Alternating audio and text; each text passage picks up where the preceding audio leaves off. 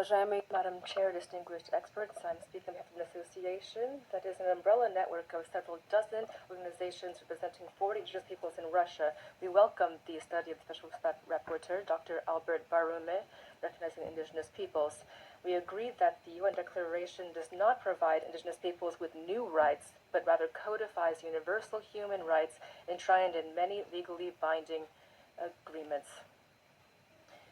Russia's indigenous peoples hold that the Russian Federation has supported the outcome document of the World Conference on Indigenous Peoples of 2014 and joined the global consensus on achieving the goals of UNDRIP. The declaration acknowledges that the status of indigenous peoples varies in different countries, and that's important to take into account the importance of ethnic and regional particularities and different historical and cultural traditions.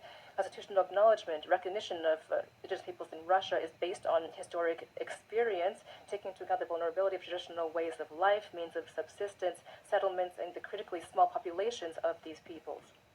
Indigenous peoples of Russia empathize with unrecognized indigenous peoples in certain regions of the world who may only participate in national processes on climate, biodiversity, and desertification only through the status of local communities.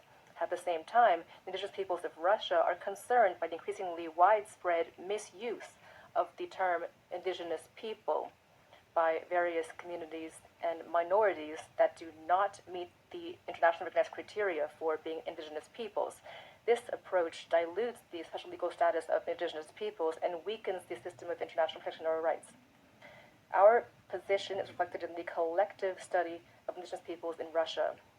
For an objective, comprehensive assessment and to develop universal guidelines through the UN system, it's important to take into account national specificities and the priorities of these peoples themselves. In this regard, we note with regret our weariness of politicization of the forum. This is reflected inter alia in the repeated appointment of members of the forum from outside the cultural region without taking into account the views of Russian communities that make up the majority of indigenous peoples of this region. Members of the forum from among indigenous peoples ought first and foremost to have a constant or permanent tie to the peoples of this region. Without this, the forum will not have adequate expertise. We call on mandate holders in the UN system to step up efforts to prepare universal practical recommendations on implementation of the key rights of indigenous peoples in state and corporate policy. This will produce synergies with collective studies by ethnic communities of indigenous peoples and will strengthen our position. Thank you for your attention.